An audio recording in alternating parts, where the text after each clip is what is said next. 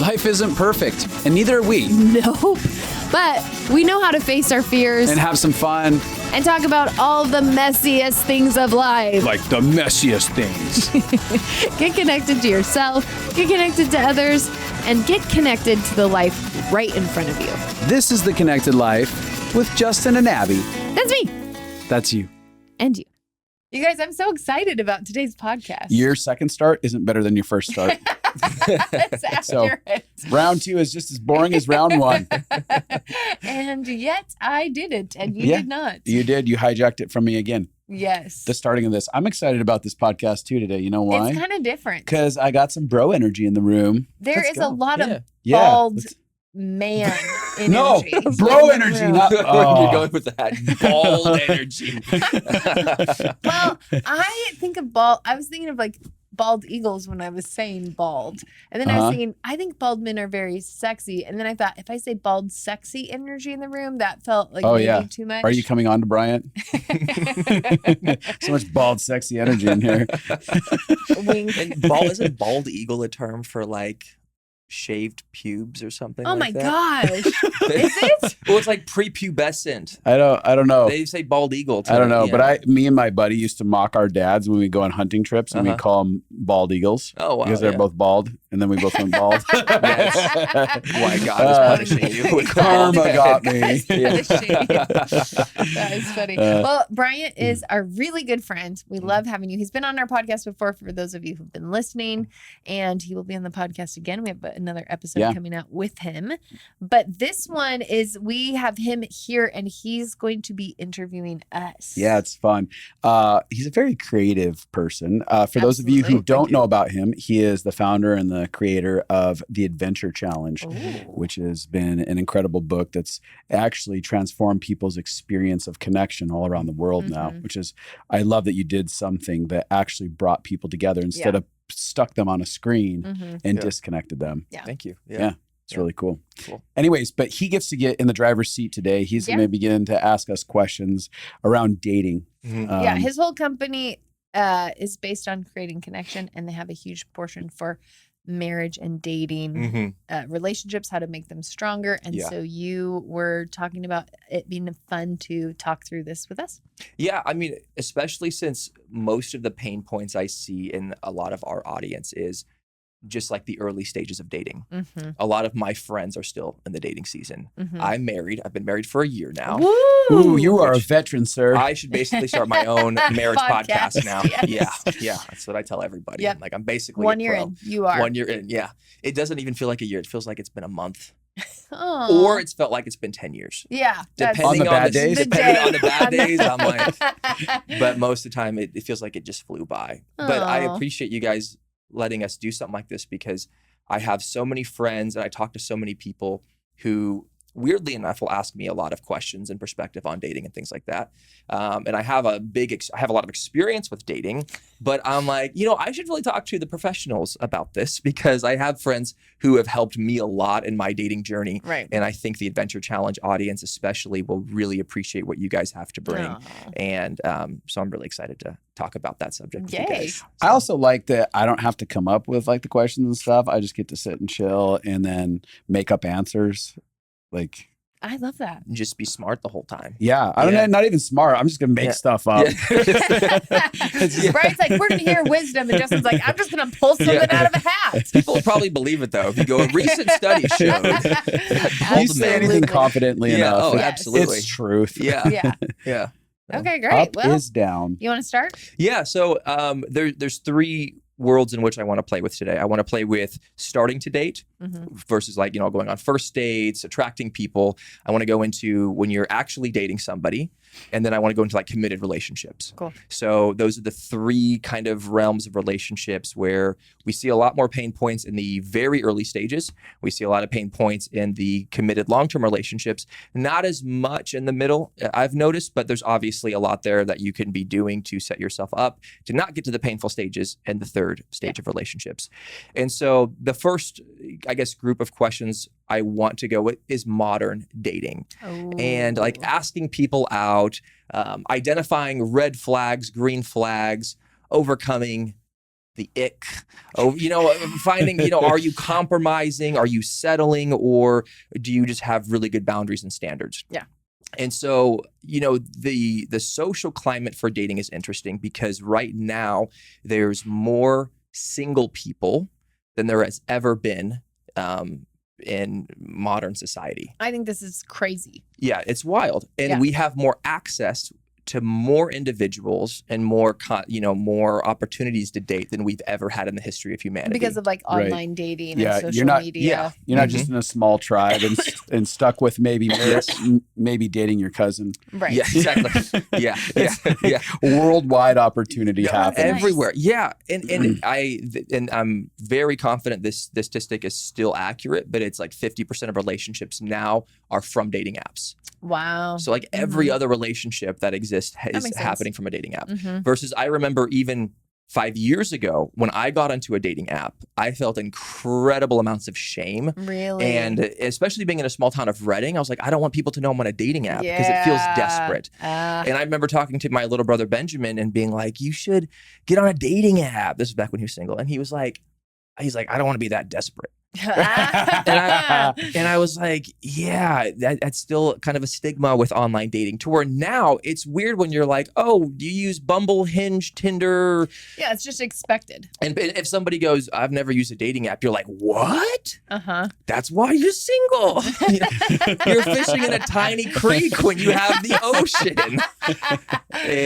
But there's obviously it's not evident that it's creating more happy, fulfilling, connecting relationships. If anything, it might just be creating a Netflix syndrome of you have so many options, or you think you do, to where you don't end up committing to something or someone. Yes. And so that's where I kind of want to start the process, because since most people are using dating apps, that's where there's a lot of pain there. And so I would love to hear you guys' perspective on what you think social media and dating apps, online dating has done to the social climate, and kind of, what that presents to people who are looking to date.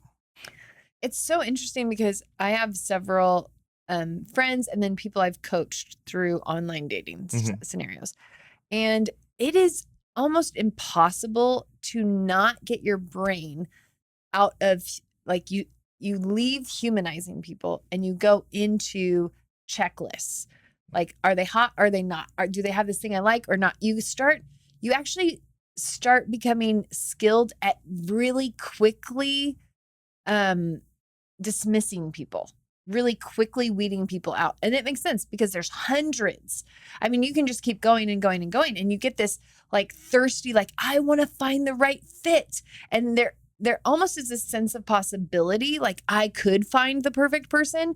So now you are more likely to say no sometimes to people that might actually be good fits because 100%. You're so hungry to find one better than this, one better than this.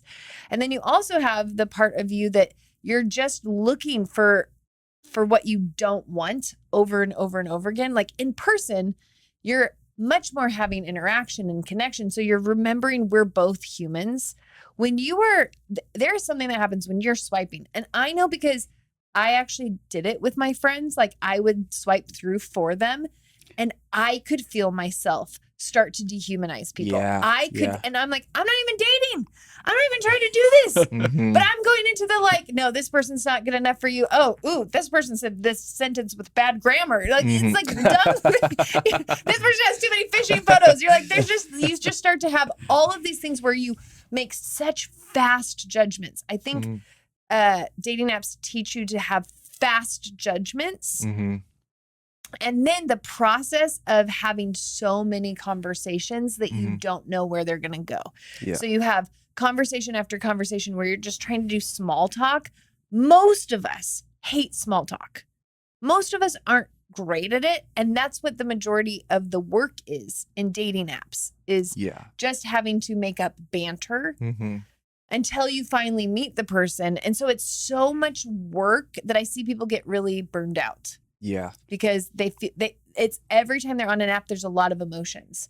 There's the overwhelm of options. Then there's the fear I'm not going to get what I want. Then there's constantly rejection. Like the truth is with apps, you are looking at potential rejection every person you find that you're interested in. Whereas when you go to a coffee shop, you're not scanning the coffee shop for every person that could reject you.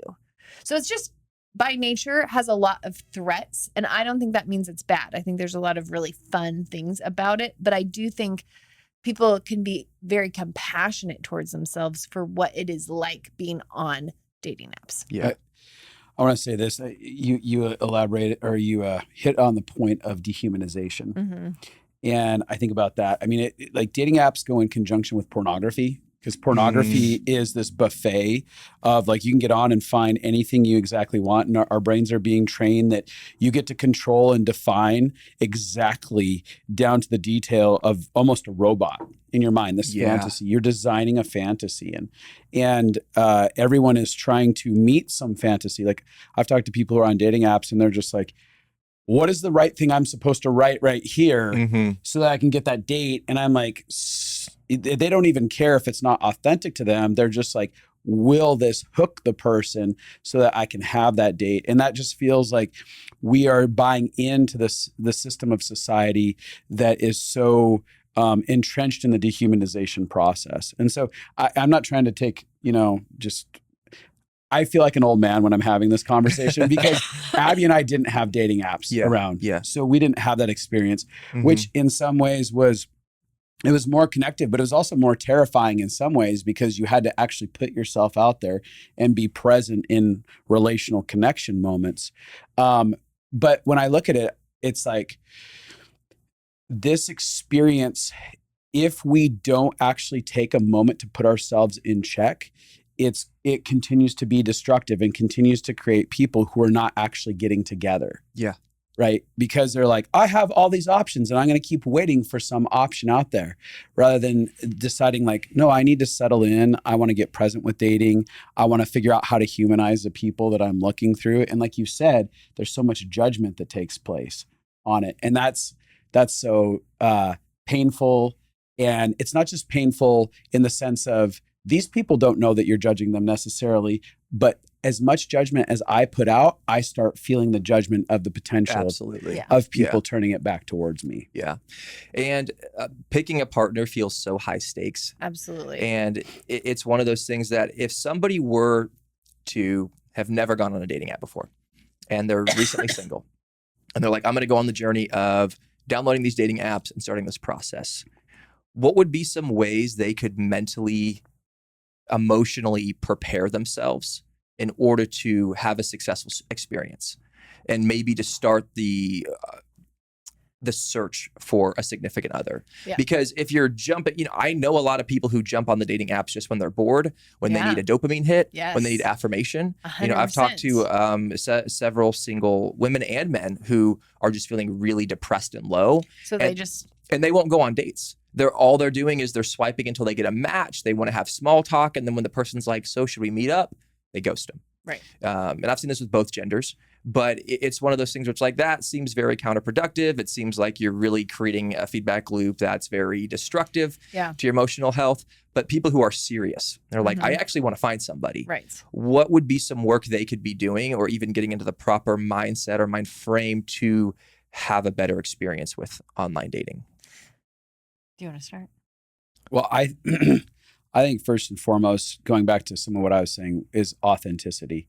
Like knowing myself and staying true to who I am. I think that makes it become an experience that's not just a game that I'm interacting with, but I'm actually coming to the table. Like I'm not here to win a game. I'm actually here to encounter someone who wants to participate in a real journey with me. Yeah. And instead of like having anxiety and high stakes about it, I'm just going to begin to present myself that's just true to my nature. Yeah. So I think authenticity, you never lose, whether that's over a dating app or it's in-person experiences. Like, can I actually be who I am at all times and not put on a front? I think that's one aspect. Yeah, I think that's really good. I think paying attention to what you're feeling when you're on the app and how you use it is one of the things you talked about, which is I'm aware that I'm going to go on when I'm not at a low, because I don't want it to be the thing that I'm using to raise my self-esteem. Yeah. I'm also not going to go on if I'm extra sensitive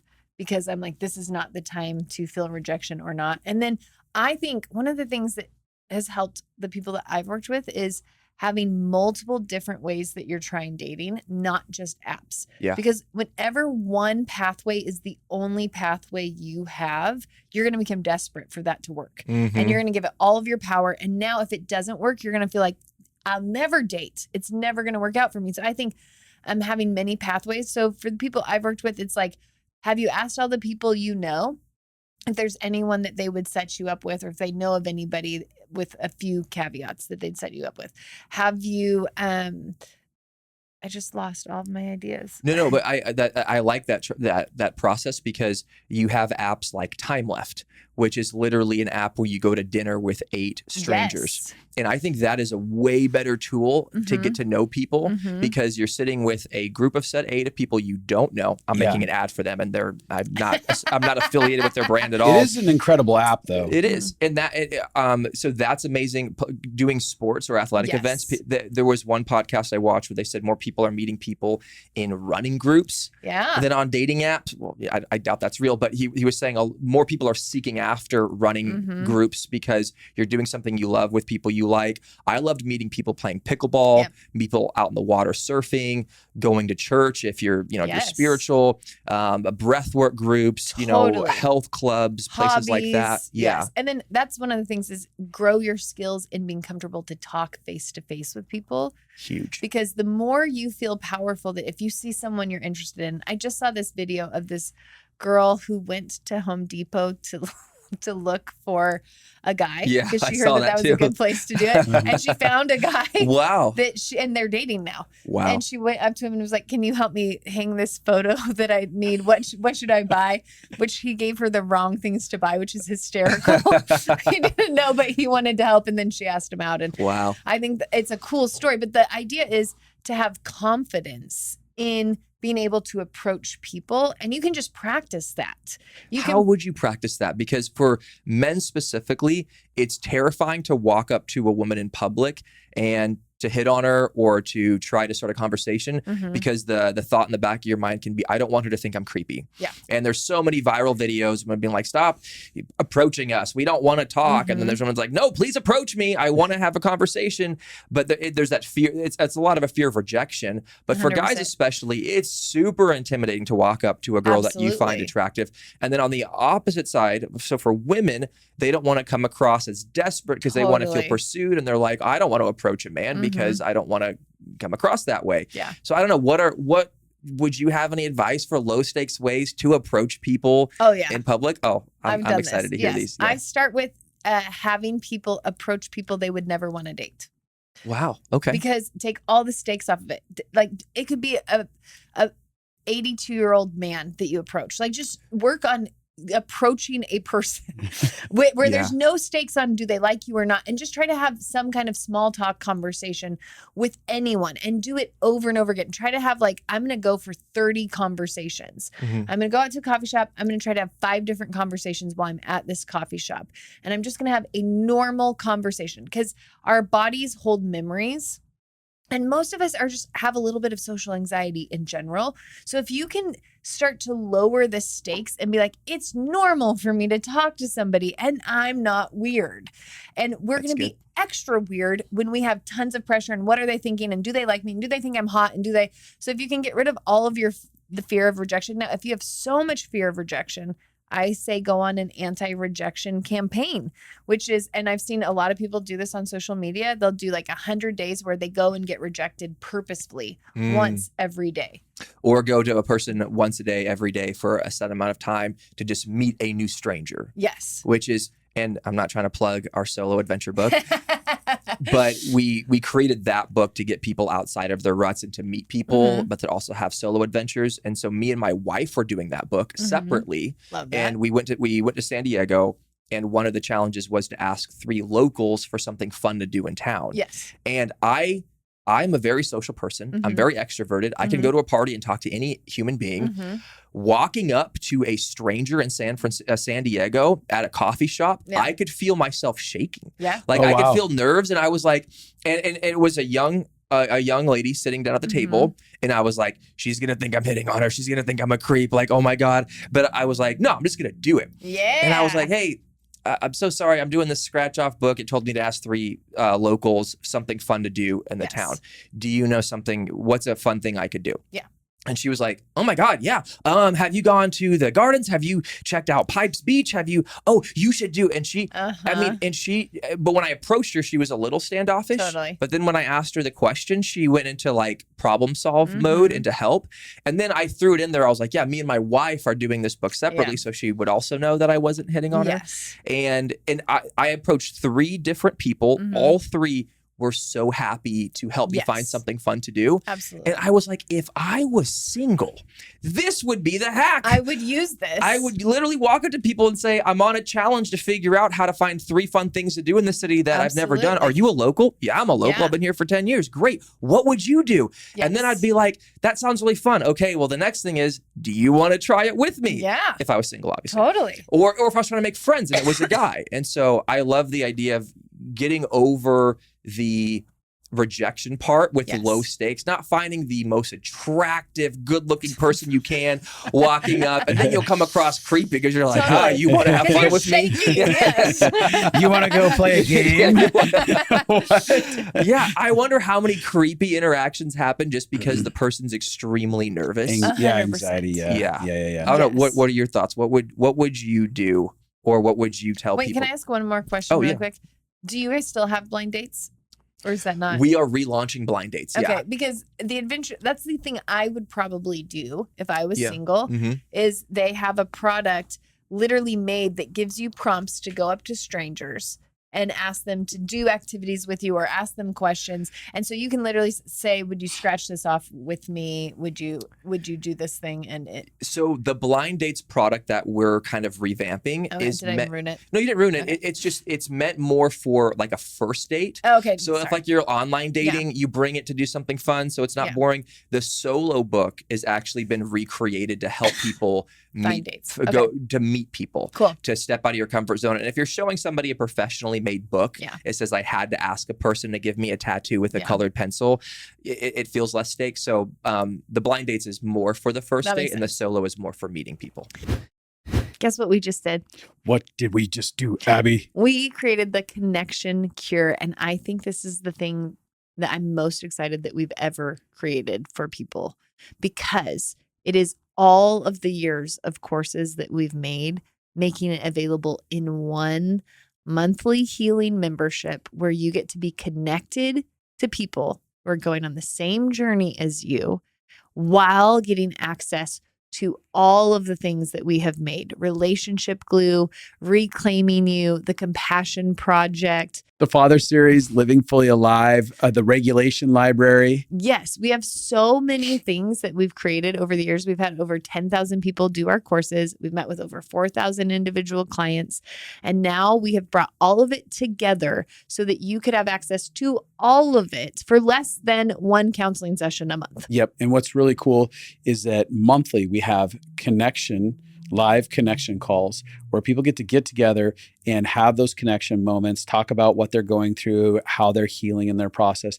And that's been one of the number one things that people have said is so incredible about doing our courses is the community that they create and the healing that takes place inside of that community. I mean, we've had people find their spouses, find their best friends, find their community, because finally there's people where they realize I'm not alone and I'm allowed to be loved right now in the messiness of my life before everything is fixed, before everything is perfect. You can belong before you have transformed. You can be loved before you're fixed in this community. And it is really rich and beautiful and healing. We're meant to heal with each other. And the whole point of why we made this is so that people could have a holistic healing pathway.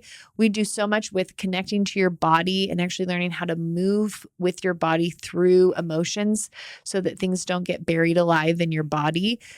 The body keeps the score. We want to zero that score out. And then we have heart connection stuff where you're actually feeling empathy for yourself and others, where you're actually connecting to your own story and you're actually having time to not just learn logically about why you do what you do, but actually have new feelings towards yourself.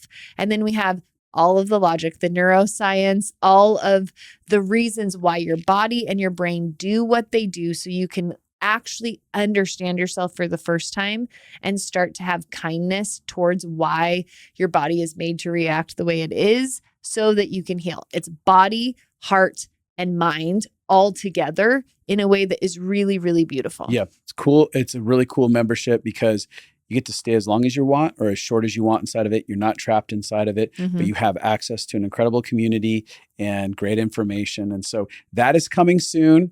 You can go to Justin and Abby, that's abi.com, and you can get on our mailing list there, and we'll let you be the first to know when we release that. But this is something we've been planning for a while now, and I'm glad we're getting to do it. It's about to come out.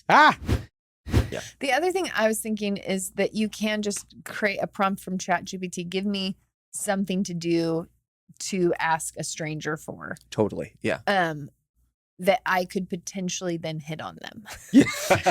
Without being creepy. Like sometimes you can just get it input totally. like that. But the one thing I wanted to add is in any situation when you're doing that, I often, now it depends on your personality, I went as an entourage with my friends when they did this, so that they could come back to somebody that they felt really loved them and accepted them and wanted to be around them. So they would go talk to a stranger and then they'd come back to me and we'd talk about how it went and debrief, but they felt really safe to be around me. So they felt more comfortable to go talk to somebody. So it felt less lonely. And then they didn't feel like they were sitting alone in a coffee shop trying to talk to strangers. Some people, that would make it worse. Feeling like you have an audience that you have to perform in front of. So they're like, please let me do it by myself so that I can hide in my own shame without you seeing. Yeah. Whatever makes you more comfortable, do what you can. But if you're going to do it, set yourself up for success and go hang out with friends who love you afterwards. I love that. Yeah. I think one of the things you're talking about here is creating a commitment to overcome fear. Yeah. Really, excuse me. So for me, I had a point in my mid 20s where I realized that fear was the gateway between me and who I'm made to be. Like I actually had to pass through fear to be who I'm made to be. So I had to face it head on. And when you're talking about dating and all these things, like really a lot of what's governing all of the interactions is people's fear. And it's the fact that we're letting fear rule our life. Yeah. And so I think for anyone to successfully go on the journey of dating and getting together and get married, they have to have something inside of them that says, I want to face fear. Because a lot of us internalize this idea of, I don't want to have to face this fear. I don't want to have to face this fear. And you're constantly, the biggest roadblock is you. It's not even the interactions out here. It's the inner roadblock. And once you acknowledge, I have fear in this area, what are my fears? My fears revolve around rejection, or it revolves around sounding stupid, or like we have to be willing enough to become self-aware and say, what are my fears? What's the worst that can happen if these fears do come into fruition? Because for me, that's what happened. I started saying, I want to face my fears no matter what it costs me. And I allowed myself to go to the worst case scenarios. And at the end of the day, I came out on the other side being like, I'm fine. Yeah. I'm still alive. Life is great. What you start finding out after you face it enough is that you realize I'm not so fragile. I'm not so unlovable. And that's not so hard.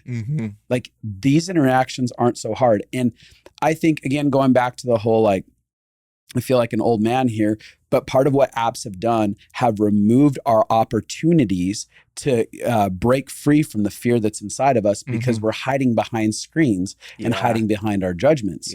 We're not forced into real world scenarios that actually liberate us, because the end goal shouldn't be, can I land this relationship? The end goal should be, can I learn how to love myself really well, no matter how this goes? And can I get good at facing all of my fears?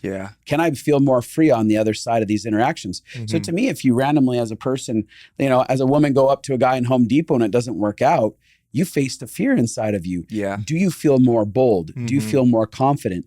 Are you kind and compassionate towards yourself in that process in a way that you're like, not that big of a deal, I see. Yeah, I love what you're saying. I was actually just going to say the same concept, which is, what is the goal? Is the goal that you meet your person? And everybody would probably say, yeah, that's the goal. that is a dangerous goal. It's too high stakes.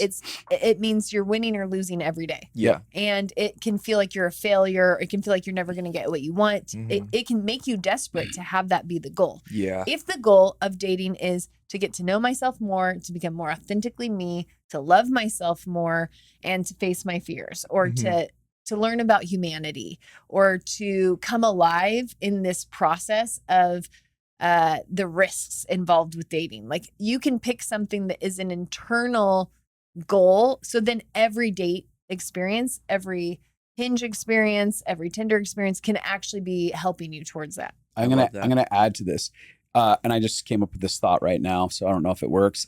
But it's the idea of other-centered dating versus self-centered dating. That's so good. And so to me, other-centered dating is, what do I, like, as I'm approaching each of these opportunities to interact with another human being, is there something that I am depositing into their lives? Maybe love, kindness, thoughtfulness, I don't know, whatever it is. Am I giving away an aspect of myself that leaves this human better off because we just had this interaction?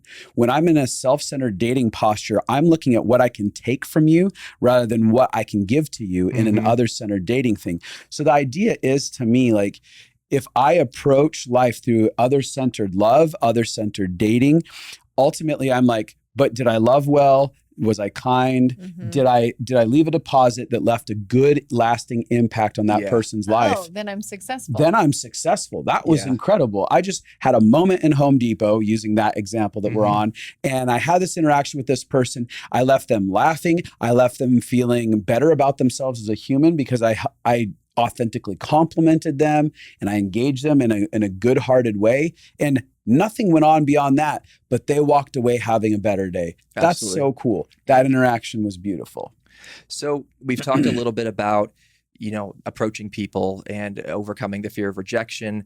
And so let's say somebody's on that journey and they're like, okay, I know that I have a massive fear of rejection. And the only way to get over that is not to just do a ton of internal work to figure out what the root is, and then it's gone. You have to take the step. You have to jump off the cliff. Which sucks. You have to actually face it in order to, start to receive that breakthrough. So, but I would love for people to be set up for success to where, let's say somebody goes out.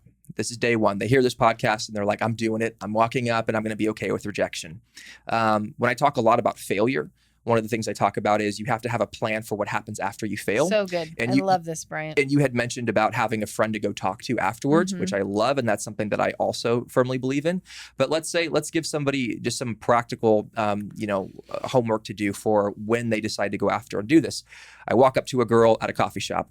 It feels low stakes. Giving myself the prep talk. It's okay to be rejected. I'm doing this to give. I'm going to go have a connection with a human being. Her goal's not to be my future wife. It's to go overcome and make progress. Yes. Hey, sorry, I saw you sitting over here and I just wanted to let you know, I think you're really beautiful. I'm just was wondering, could I take you out to coffee sometime?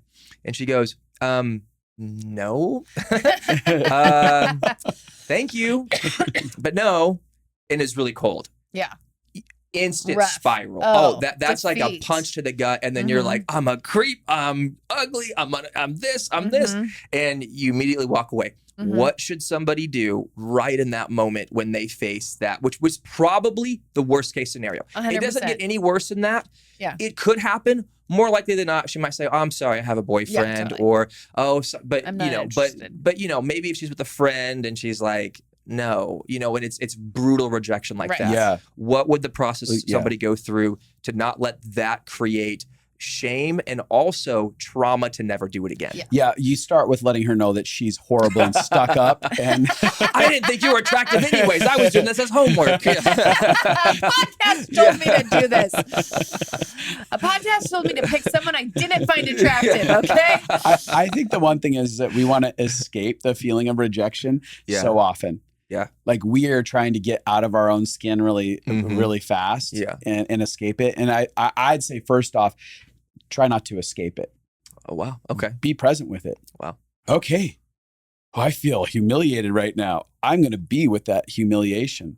I feel so rejected. I'm going to sit with the rejection. That's terrifying work, but it's really powerful work because, again, I talked about, realizing that you're not fragile. These are the moments where you realize you're not fragile. It's like, okay, I learned how to get comfortable inside of that experience in my body of feeling the weight of that interaction. Wow. So to me, that's one aspect. That sounds terrifying to me because I know what my shame response feels like. And for me, it'd be great. I'm great with it. I'm like, feel it out. Don't run from it, man. Yeah. For me, I'm like, I hate the feeling of shame so much. So there's a few things that I would do. And the first one is when I was single, I actually made a commitment before I did things where I could experience shame. I made a commitment, no matter how this goes, I'm going to be kind to myself with my inner voice afterwards. And I thought that's what loving myself unconditionally would look like. That's what being a good parent would look like towards myself. That's what being a good friend towards myself would look like. How do I be a good friend to myself? So I've had so many situations where I did something that I knew could cause shame. It did cause shame. And I immediately was like, what is everything that I did well? What are all the things I love about myself?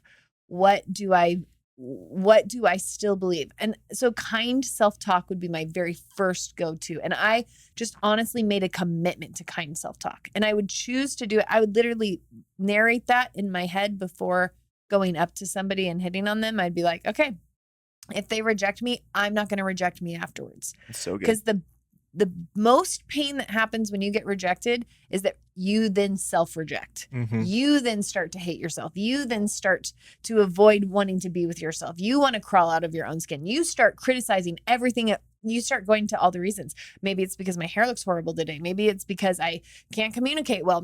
And you just go through all of the things that you could pick apart. And so I made a commitment.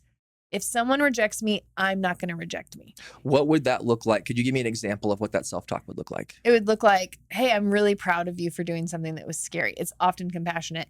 That was really brave of you. Hey, you're actually doing better than you've done before. Like I saw, like you shook less than you shook the last 5 times. Yeah. You were less nervous. You actually got a full sentence out. Like I'm kind of looking for what are the little baby things I am doing well. And then I would be like, hey, this is not high stakes. This does not define if you're worthy of love or not. Yeah. This does not define if you're going to find your spouse or not. This does not define if you're going to be a cat lady or not. Because most of the times our brain goes from rejection to worst case scenario. I'm going to be alone my whole life. I'm never going to find my person. I'm always going to be rejected. Like rejection causes you to feel like that state is going to last for your whole future. So Absolutely. I often really push against that. Hey, this is just a moment. And then I'll think about times where people loved me really well. What are times when people were excited to see me? What are times when friends lit up? What are a few times that guys hit on me? Just to remind myself, there are other truths. This one moment is just a moment. It is not defining who I am. Then the second thing I do is I do something with my body to work through the shame energy, because shame is an intense energy. It either is like constricting and locking you up or like a huge weight in your stomach. Like I either like shut down or I get really manic inside when I feel shame. And so if I'm getting really manic, I might like go dance, shake it out for like 5 minutes. Like get the energy of shame out. Or if it's like, sometimes I get really heavy and I go into freeze when I feel shame. And if it's like that, I might do like Wim Hof breath work to just pull my body out of the intense feelings of shame, just to get a little, it's not going to make all the shame go away, but you're going to get a little bit more space. And that's going to help you feel more powerful. And connecting to love too. Like what you're talking about, the self-love, what I've noticed has helped me get out of that is calling a friend, like we talked and saying like, dude, I just got rejected and this is what happened. I feel like such an idiot. Like, tell me something good. Tell me something you like about me, or hanging out with people like that. What I also really like is almost like a hybrid of what both of you two said, because I love the idea of sitting with the pain and feeling it and not being afraid of that pain, but then the positive self-talk, self-love, not self-rejecting. And it's almost like there would be a great combination of, in the example I gave, you go and you get rejected, you sit down with a journal and you say, what happened? She said no. What did I feel? I felt this, this, and this, and this, and this, and this. And you just vomit all of what you felt. What am I proud of myself for? I did this. This was scary. What did I do really well? I did this and this and this and this and this. What's the truth about who I am? Blah, blah, blah, blah, blah, blah, blah. Now I go process with somebody. 100%. And it feels like that would get you maybe with some Wim Hof, maybe a little dance, maybe a little front flip into the swimming pool, whatever you need to do. But it feels like that could be, you're setting yourself up really well to then not be terrified to go take another risk again. Yes. Yeah. I think one of the things that we aren't really good at is being students of life, like being lifelong learners or avid learners. To me, like when you're exploring these aspects of like dating, like this is part of, everybody gets this is an opportunity, a learning journey, right? An opportunity to learn. And there's this invitation for everyone to go through phases of life. Like right now, I don't get to date again unless she leaves me. But I'm like, oh, because I was present inside of the dating process, I felt like I was a student that learned a lot out of that. And so people are just trying to get from point A to point B and not be in the middle ground of the learning process. So to me, instead of like, my end goal is just to land this moment, make it work out. Instead, it's like, no, I want to be present in this moment and see what I get to learn from it. I want to experience it. Even like you're talking about what you might do afterwards and journaling, like that's part of the learning process. Like that's not a waste of time. That's a beautiful moment where you get to actually learn more about yourself and how you function and even heal some things inside of you. Yeah. So that to me is successful. It was like a successful experience if you didn't just go bury your head, but you got present with the process. Yeah. Why does making a plan for failing help you? Why does making because you said that's what you do. You make a plan before you try something. Oh yeah, gotcha. Cool. Yeah. It's like I gotta see the words in my head. No, totally. I said it confusing. Well, what I've noticed for me personally, and I've talked to a lot of people about, is that when we take a risk, like one of two things happens: it either educates us or it traumatizes us. Oh, and I think boom! I think if you're not planning for what could happen, then you're gonna kind of fall into the more of the trauma side of things versus like, what did I learn from this? How am I growing from this? So for me, if I take a risk in business and I fail, rather than that letting it be something that makes me go, I'm not taking another risk in business because this costs tens of thousands of dollars. I go, well, how can I, use this education to launch myself to make wiser, more educated decisions? So with dating, it feels very similar because it's like, there's a whole plethora of things that could happen when you put yourself out there to be rejected. And if I'm planning for worst case scenario, like you said, and best case scenario, and I see what actually happened, I feel like 80% of the time it's not going to be as bad as you think, but you're also going to learn something. Yes. You might learn that walking up to a girl and grabbing her by the shoulder and saying, hey, my name is so-and-so. And she freaks out like, don't touch. Yeah. You're like, oh, good information. Good information. Yeah. You might be going up and making a pickup line. It's like, okay, don't do pickup lines. You gather info as you go. So instead of it being a blanket statement of like, I'm bad, it's like, that didn't work. Yep. And maybe it just didn't work with her. Maybe I can try that again and it doesn't work. Yeah. And so that's kind of why I like to. Yeah. Well, and I think that mentality has broken so much shame. And because of that, when our identity isn't in failure, then we are so much more brave. And people who are brave see more opportunity. Yeah. Because they're putting themselves out there more. And so really a lot of what you're defining is, it doesn't mean I'm a failure if it failed. Yes. And that separation, it doesn't mean I'm unlovable if this person broke up with me. It doesn't mean I'm unworthy if I didn't get this date. Yeah. Yeah. I was going to say, like with the adventure challenge is something that not only spurs on connection, but it's fun, right?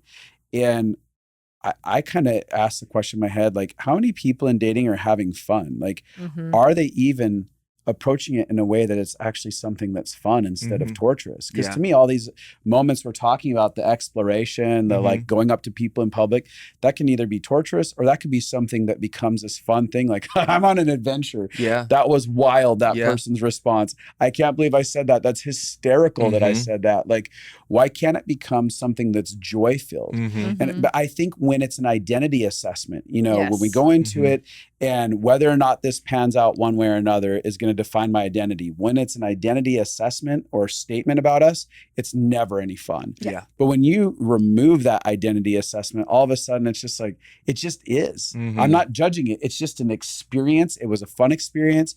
It was a dopamine hit. It was a rush to go up to that group of girls and try and get one of their numbers out of the situation. Like, what a rush. That's crazy. And I'm alive and I made it to the other side. And I have a cool ass story to share with people, or a really silly story to share. But yeah. So let's fast forward just a little bit. Right. So you go on the dating journey. Maybe you found somebody you really like, or you go on 1 or 2 dates. So this is kind of going into the mid-level. So you're not going on just a bunch of first dates, or you're not just DMing people, but you've met someone you kind of like and you're starting to get to know them. I want to talk about red flags. I want to talk about settling versus having boundaries and what that world looks like. Because in the whole world of swiping, you become addicted to finding the perfect person or exactly what you want. And then you're having a face-to-face human connection with somebody. And I see a lot of people get trapped in this perfection.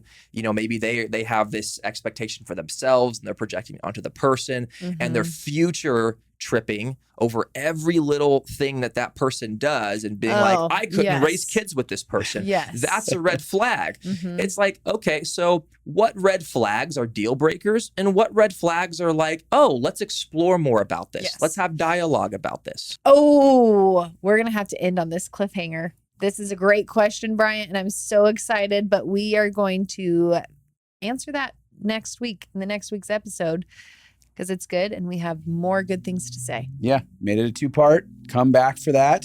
And if you haven't already, go to justinabby.com to check out more of our stuff there. That's abi.com. And if you're not on YouTube, go to YouTube and like, subscribe, hit the bell button. Hit the bell button.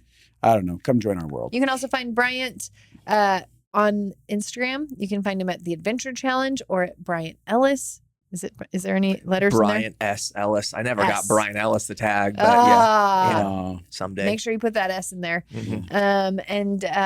It's such a joy to have you on today. Thank you so much. And sneak peek, we've already recorded the second half of this and it's really good. So you guys should come back next week because you're going to like it. You sure are, because we have great answers. And Bryant has great questions and also great answers. All right. Go away.